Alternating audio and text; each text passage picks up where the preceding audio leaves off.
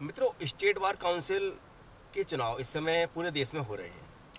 Supreme court ने एक सन में ऑर्डर पास किया कि जिन जिन स्टेट बार में अभी तक चुनाव नहीं हुए हैं वहाँ चुनाव कराए जाए और महिलाओं को 30% का रिजर्वेशन दिया जाए।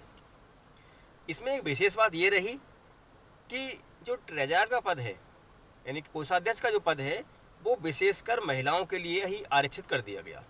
अब जितनी भी जिला बार हैं, हाई कोर्ट बार हैं और स्टेट बार हैं, इन सभी में चुनाव में महिलाओं के लिए 30% आरक्षण अनिवार्य हो गया है।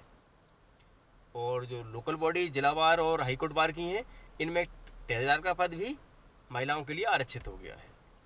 बहुत अच्छा निर्णय है और महिलाओं की सहभागिता बढ़ाने का एक अच्छा अवसर भी है। अब ये जो स्टेट बार चुनाव हो रहे हैं, इनमें नवीन अधिवक्ताओं को किस तरह वोटिंग करनी है, उनके वोट का क्या महत्व है और उनका वोट किस तरह काउंट किया जाता है, ये ज़्यादातर अधिवक्ताओं को नहीं पता होता। आप ऐसे समझ लीजिए, जब हम किसी स्टेट बार मेंबर के लिए वोटिंग करते हैं तो हमारे पास एक लिस्ट रहती है। जितने भी अधिवक्ता उस चुनाव को लड़ रहे हैं उनके नाम लिखे होंगे। हमें उनके नाम के आगे एक वरीयता क्रम देना होगा कि हम किस व्यक्ति को किस नंबर पे स्टेट बार का सदस्य चुनना चाहते हैं।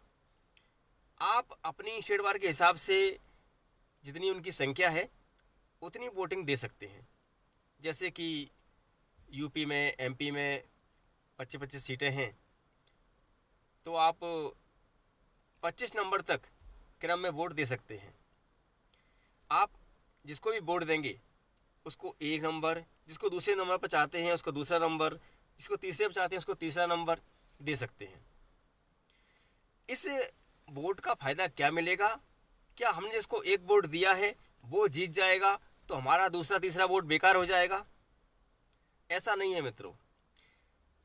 स्टेट बार का चुनाव और उसकी वोटिंग बड़ा ही रोचक रहता है। वोटिंग का सिस्टम इस तरह बनाया गया है कि किसी भी व्यक्ति का कोई वोट खराब नहीं जाता। और मेरा ये मानना है कि प्रत्येक वोटर को, जो अधिवक्ता है, उसे कम से कम 5 लोगों को वोट तो देना ही चाहिए। आप किसी भी व्यक्ति को प्रथम वरीयता का एक जैसा वोट नहीं दे सकते। ऐसी कंडीशन में आपका वोट कैंसिल हो जाएगा। आपको 1, 2, 3, 4, 5 ऐसे क्रम वाइज उसको नंबर देने होंगे। आप अंकों में दे सकते हैं।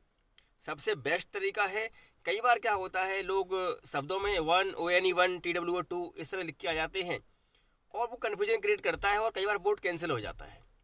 ऐसी स्थिति ना आए, इसके लिए आवश्यक है आप 1, 2, 3, 4 में ही वोट दें। अब हमें वोट डालने के लिए क्या चाहिए होगा? स्टेट बार की जो वोटिंग लिस्ट जारी हुई है उसमें आपका नाम किस नंबर पे है ये आप अपनी लोकल बार में जाके पता कर सकते हैं। वहाँ पर लिस्ट आ चुकी होगी। वोट डालते समय आपके पास आपकी स्टेट बार की वो आईडी होना आवश्यक है जो आपको जारी हुई थी। अगर आपके पास वो आईडी नहीं है तो ऐसी कंडीशन में कोई ऐसा आइडेंटिटी कार्ड आपके पास होना ही चाहिए जो आप आइडेंटिटी है उसको क्लियर करता हो, और वो भी ओरिजिनल। मोबाइल में या फोटो में वो नहीं चलेगा।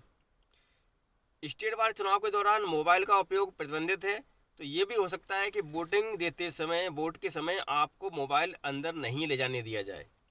उस कंडीशन में आप जो भी डॉक्यूमेंट रखेंगे ओरिजिनल रखेंगे, अपने साथ में रखेंगे। अगर हम 2 लोगों को जिताना चाहते हैं या हमारे 3 बड़े पसंदीदा लोग हैं उनको हम जिताना चाहते हैं और तीनों हमारे हिसाब से फर्स्ट कैटेगरी में हैं, तो क्या हम उन तीनों को ऐसा वोट दे सकते हैं जो उनके फ़ायदे में आए? हाँ, आप उनको वरीयता क्रम में फर्स्ट, सेकंड और थर्ड दे सकते हैं। आपका कोई वोट बेकार नहीं जाएगा। स्टेट बार के वोटों का किस तरह, उसे काउंटिंग किस तरह की जाती है, उसकी प्रोसेस क्या है, ये मैं आपको एक डेमो के द्वारा बताने का प्रयास करता हूँ। शायद आपको समझ में आ जाए।